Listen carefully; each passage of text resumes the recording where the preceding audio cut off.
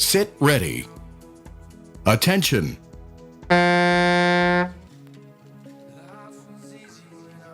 Ja ka see start õnnestub. Täna ei ole veel ühtegi vale starti olnud. No meestel veel see võimalus jääb vale start teha, kuigi loodame, et seda ei juhtu. Pinget pakuks ta muidugi kõvasti ja kas mitte eelmisel aastal muuseas ei olnudki meeste poolt ühte vale starti ka.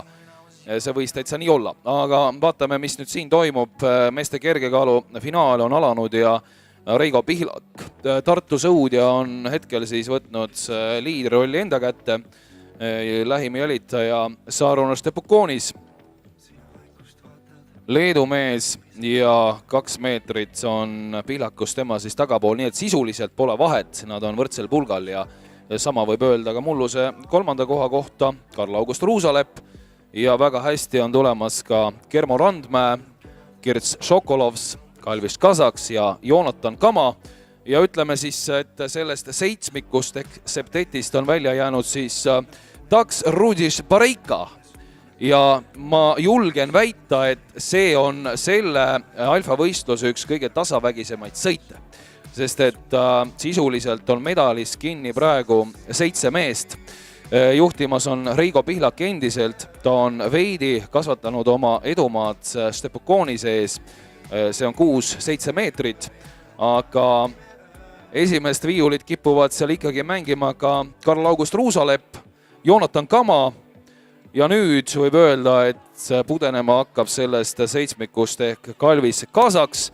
Samas kui Reigo Pihlak on võtnud nõuks hakata nüüd väga tugevalt tööd tegema.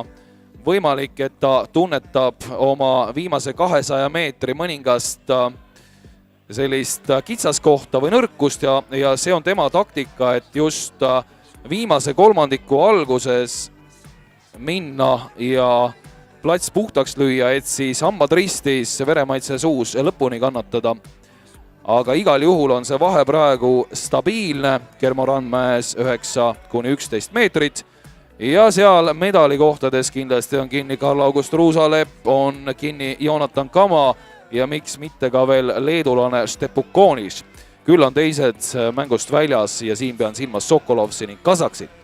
Aga mida teeb nüüd Kermo Randmäe? Kas Viljandi või Tartu? Reigo Pihlak Tartu, Randmäe Viljandi. Viljandlaste marulisel kaasaelamisel me näeme Rutt Vaar seal esiergutajana, cheerleaderina praegu on kõike endast andmas, et ergutada Kermo Randmäed ja Reigo Pihlakuga on see vahejõuliselt vähenenud, kuigi jah, nüüd näeme 2 meetrit ja kas noorem mees Randmäe suudab nüüd vanema kolleegi, vanameistri Pihlaku siiski ära võita?